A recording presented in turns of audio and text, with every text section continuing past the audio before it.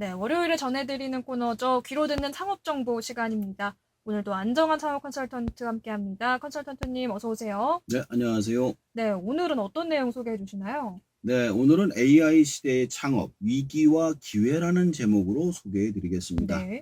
요즘 AI 관련 뉴스를 보면 거의 매일 이런 이야기가 쏟아져 나옵니다. 직원 2명으로 연 900억 순이익, 혼자서 수천억짜리 서비스를 만들었다.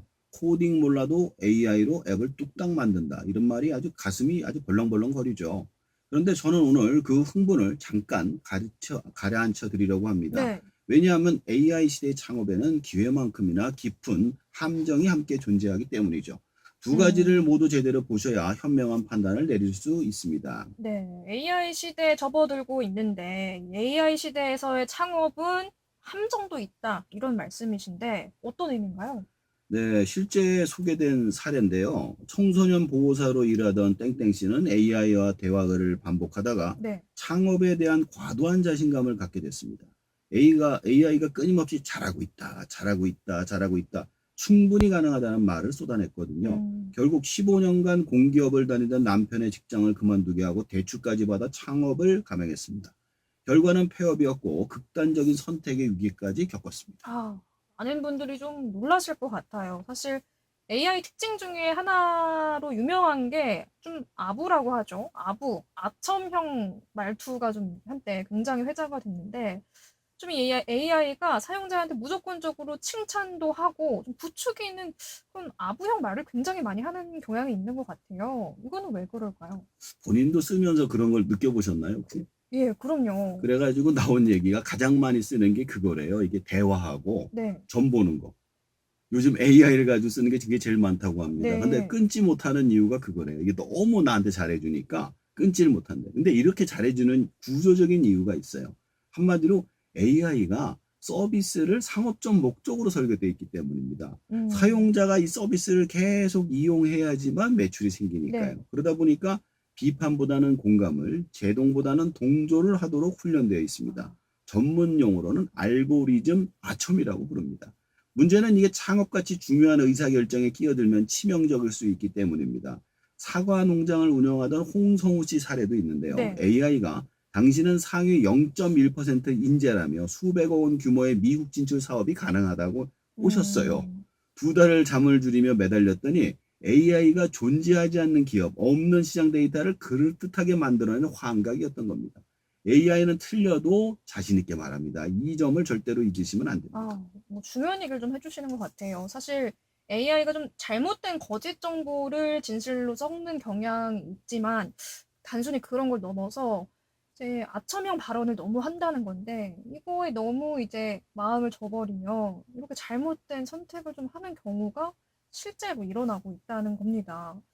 틀려도 자신 있게 말하는 건 물론이고 좀 사용자의 어떤 감정을 부추기는 이런 이야기를 굉장히 많이 하는 것 같은데 근데 이런 부분을 염려해서 좀 AI마다 이런 부분을 좀 조절할 수 있는 안전장치도 있다고요? 예, 그렇습니다. 원래 안전장치를 마련해 두는데 네. 문제가 뭐냐면은 말을 살짝 바꿔가지고 속이면 금방 뚫린다는 게 실험으로 확인됐습니다. 일명 탈옥 현상인데요. 뭐 예를 들어 극단적인 선택이나 위험한 행동을 언급하면 AI가 그걸 못 가르치게 돼 있거든요. 네. 예를 들어 뭐 자살하는 방법이라든가 아니면 폭탄을 만드는 방법이라든가 이건 가르쳐 주면 안 되는데 이거는 소설이야. 내가 이야기를 만드는 거에 얘기를 하면 그걸 가르쳐 준다는 거예요. 음. 그래서 이로 인해서 아. 목숨을 잃은 10대들 이야기도 보고가 됐습니다. 네. AI의 정보 검색을 좀 묻고 이 대화로 상담을 하다가 AI가 당신 뭐 뭐든 할 수 있다. 이런 식으로 말한 거에 자신감을 얻고 창업을 했다가 또 이제 실패를 겪은 사례들이 있다고 하니까 이런 걸 좀 염두에 두고 있다는 것만으로도 좀 경계심을 갖게 되지 않을까 생각이 듭니다. 특히 좀 걱정이 되는 게 청소년들인데요. 청소년 피해도 실제로 있다고 하던데 창업과 좀 관련 지어서 이야기를 해주신다고요. 그렇습니다. 이게 직접적인 얘기는 아닌데 AI 과몰입의 지금 사회적 위험성이 제일 높은 세대가 지금 10대입니다. 음. 저 처음 들어보는 얘기인데 저도 제타라는 앱이 있대요. 이게 가상 캐릭터하고 1인칭 롤 플레이하는 플랫폼인데 예. 이거 그러니까 내가 원하는 어떤 이성이나 뭐 동성이도 상관없습니다. 그러니까 얼굴이나 피부색, 눈 색깔 이걸 다 지정해 가지고 성격도 지정할 수가 있어요. 어. 계속 대화를 나누는 거예요. 어. 근데 이거를 가지고 하루에 8시간, 9시간 접속하다가 우울증으로 입원한 초등학생 사례도 나오고 있어요. AI의 감정을 이입하고 판단을 맡기는 행위가 청소년에게만 일어나는 일이 아닙니다. 창업자도 마찬가지예요. 제가 이걸 소위 창업뽕이라고 얘기를 하는데 네. 정치뽕에 못지 않습니다. 이게 AI가 된다고 하니까 AI가 좋다고 하니까 이게 바로 하는 거예요. 이 구조가 위험합니다. AI는 어디까지나 그냥 내 귀에 듣기 좋은 얘기지 공감기계지 냉정한 시장 분석가가 아니기 때문입니다. 네. 이 중요한 이야기인 것 같습니다. AI가 하는 얘기가 정말 사실만 말하는 게 아니라 사용자기 때문에, 이 사용자가 계속해서 유료 결제를 해야 어쨌든 유리한 거기 때문에 이 아부성 발언이 굉장히 심하다. 이걸 좀 인지할 필요가 있겠는데요. 지금 말씀해주신, 오늘 소개해주신 사례를 들어보면 벌써 이 AI로 인한 창업 사례, 실패 사례가 굉장히 많은 것 같네요. 네, 지금 많습니다. 우리나라가 그 중에서 제일 많은 편에 속하는 게 미국 다음으로 유료 결제자가 제일 많은 나라가 우리나라인데 미국은 인구가 3억 5천이고 우리나라는 5,500만밖에 안 되니까 압도적으로 높은 거죠. 네. 그러다 보니 그런 사례도 훨씬 더 높을 수밖에 없는 겁니다. 그런데 성공 사례도 많다고요. 네, 맞습니다. 가장 극적인 사례가 최근에 있었는데 미국의 매튜 갤러거라는 사람이 있어요. 어린 시절 노숙을 전전하다 독학으로 개발자가 된 부분입니다. 이전에 시계 구독 서비스 워치갱으로 매출 150억 원을 달성했지만 직원 60명을 두면서 고정비가 너무 올라 결국 실패했습니다. 그래서 2024년 이번에 완전히 다른 전략으로 시작을 했는데 비대면 다이어트 약 처방 플랫폼 매드비를 단돈 3천만 원으로 창업했는데 코딩은 GPT와 클로드로 디자인은 미드저니로 고객 응대는 AI 음성 서비스로 대체했습니다. 직원은 딱 2명, 2025년 매출 기준 5,500억 원에 순이익이 900억 원, 2026년에 순이익이 4천억 원을 예상하고 있습니다. 네, 방금까지는 좀 이 AI를 활용해서 창업이 실패한 사례를 살펴봤는데 굉장한 성공 사례도 있네요. 코딩과 디자인, 고객 응대를 AI로 대체를 했다는 건데 어떻게 수천억 원대 이익이 가능했을까요? 핵심은 고정비 제로 구조입니다. 매튜는 한 가지 원칙을 세웠습니다. AI가 대체할 수 없는 핵심 기능만 직접 하고 나머지는 AI나 외부 인프라에 맡긴다는 거였죠. 약국 배송과 의사 처방은 이미 인프라가 갖춰진 외부 전문 기업한테 연동했고 마케팅은 판매가 일어날 때만 수수료를 내는 제휴 마케터들에게 맡겼습니다. 이렇게 하면 매출이 없어도 나가는 돈이 거의 없습니다. 이전 사업의 직원 60년 때문에 망한 교훈을 AI 시대에 완전히 새로운 방식으로 풀어낸 거죠. 제가 이제 이것 때문에 기업의 종말이 다가오고 있다 이렇게 말씀을 드리는데 현재 존재하는 기업들은 인건비가 나갈 수밖에 없는 구조에 사람을 다 자를 수가 없으니까. 네. 그러다 보니까 신규로 들어온 AI 기업이 당연하지 못하고 있는 거죠. 그러면 이렇게 AI를 활용해서 또 창업에 성공한 사례 어떤 게 있을까요? 많습니다. 네덜란드 출신 피터 레벨스라는 사람이 디자이너나 개발자를 한 명도 고용하지 않고 오픈소스 AI 모델로 AI 프로필 사진 생성 서비스와 인테리어 시각화 서비스를 만들어서 전 세계 사용자들의 유료로 제공하며 연간 수십억 원의 순수익을 올리고 있습니다. 데니 포스트만은 AI 카피라이팅 도구를 혼자 만들어 운영하다가 수백억에서 천억 원 규모로 기업 가치를 키워 유명 AI 기업에 매각했습니다. 퍼플렉시티 AI는 아라빈드 스리나바시는 수만 명의 인력이 구글에 맞서 극소수 엔지니어만으로 AI 검색 시장을 뒤흔들며 1조 원 이상의 유니콘이 됐습니다. 네. 또 이 AI 이야기할 때 빼놓을 수 없는 게 중국이잖아요. 중국이 굉장히 이제 AI 기술에서 앞서가고 있는데 중국에서 좀 상황은 어떤가요? 제가 그 얘기를 했잖아요. 인간의 직업은 창업이 될 것이다. 중국은 이미 창업 공장을 돌리고 있더라고요. 보도에 따르면 중국에서는 작년 상반기에만 AI 1인 창업 기업이 286만 곳이 생겼다고 합니다. 신규 기업 4곳 쭉 한 곳이 1인 창업입니다. 특히 놀라운 건 자연어 코딩의 확산입니다. 코딩을 전혀 모르는 비전공자들이 그냥 말로 AI에게 지시해서 앱과 시스템을 만들어냅니다. 스마트 식물 관리 시스템을 만들어줘 말하면 AI가 코드를 짜주는 식이죠.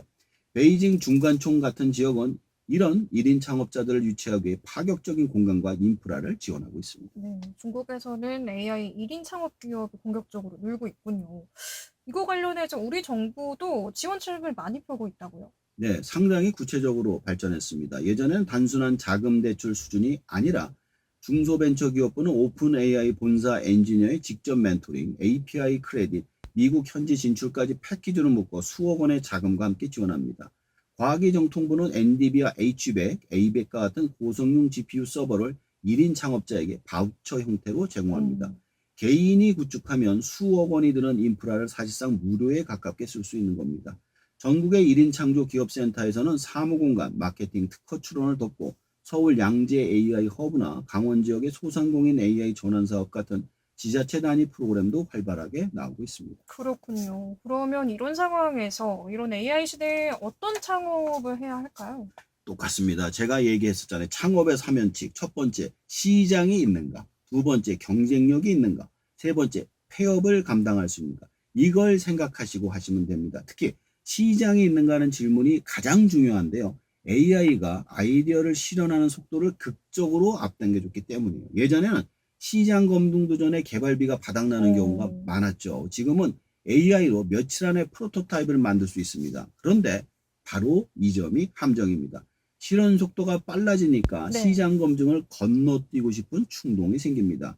AI가 시장이 있다고 그럴듯하게 말해주면 더욱 그렇죠. 하지만 오늘 우리가 살펴본 홍성우 씨 사례를 기억해보면 AI는 없는 시장도 있다고 말합니다. 음, 실제로 돈을 낼 사람이 있는지, 그 규모는 어느 정도인지 반드시 사람의 발로 확인해야 합니다.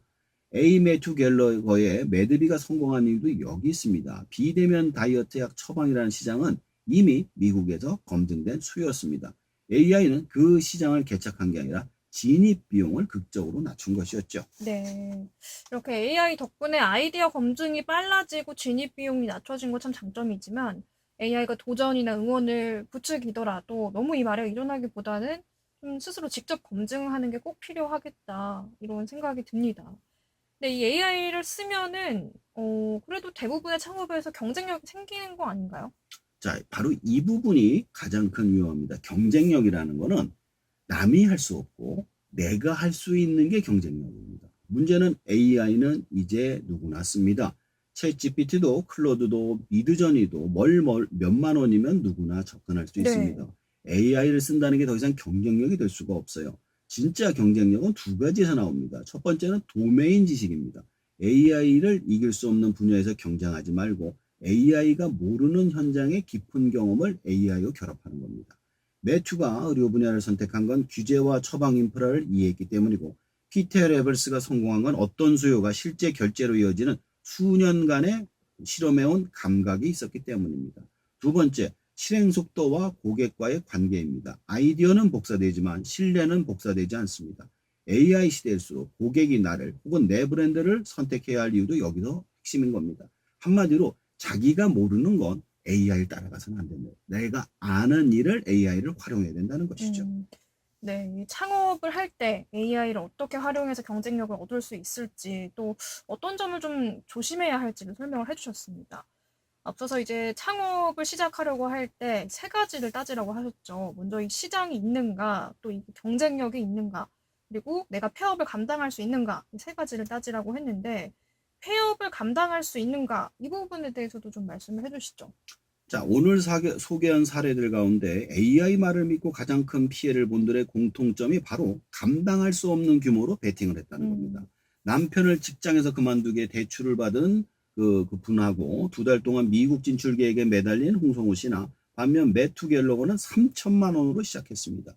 피터 레벨스는 작은 실험들을 반복해서 성공한 걸 찾은 거죠. AI 시대의 창업은 오히려 빠르고 작은 실패가 쉬워진 시대입니다.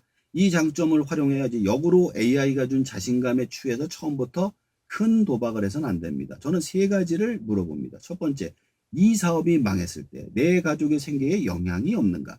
둘째, 대출이나 보증이 얼마나 걸려 있는가? 셋째, 이 경험이 망해도 내 인생의 다음 챕터의 자산이 되는가? 세 가지가 모두 괜찮다면 음, 도전하십시오. 하나라도 심각하게 걸린다면 규모를 줄이고 다시 계획을 세우세요. AI가 아무리 당신이 할 수 있다 해도 그 책임은 AI가 지지 않습니다. 굉장히 중요한 이야기를 해주신 것 같습니다. 뭐 창업이나 여러 분야에서 아이디어를 검증하고 정보 검색할 때 AI를 많이 활용을 하실 텐데, 이때 AI가 무조건 할 수 있다, 응원을 해도 이것을 무조건 믿기보다는 폐업을 스스로 감당할 수 있는가, 이 부분은 굉장히 진지하게 좀 고민을 해봐야겠습니다. 오늘은 이 AI 시대에 창업의 위기와 기회라는 주제로 말씀을 좀 나눠주셨는데요. 창업을 할 때 AI라는 도구를 굉장히 잘 활용하면 앞서 소개해주신 미국의 그 매튜 사례처럼 굉장히 또 큰 성공을 할 수 있지만 지금 소개해주신 여러 사례처럼 부작용 역시 지금 나타나고 있다. 그렇기 때문에 굉장히 현명한 판단이 좀 필요하겠습니다. 오늘 나눈 얘기 끝으로 정리해 주실까요? AI 시대의 창업은 분명히 인류 역사상 가장 낮은 비용으로 가장 큰 사업을 만들 수 있는 시기입니다. 매튜 글로거가 증명했고 피터 레벨스가 증명했고 수백만 명의 중국 1인 창업자가 증명하고 있습니다. 하지만 AI는 공감기계지 판단기계가 아닙니다. AI는 틀려도 자신 있게 말하고 AI는 당신이 듣고 싶은 말만 합니다. 그리고 AI는 당신이 실패해도 책임지지 않습니다. 그래서 저는 제가 항상 하던 말을 다시 드리겠습니다. 시장이 있는가, 경쟁력이 있는가, 폐업을 감당할 수 있는가, 이 세 가지에 스스로 답할 수 있을 때 그때 AI를 활용하세요.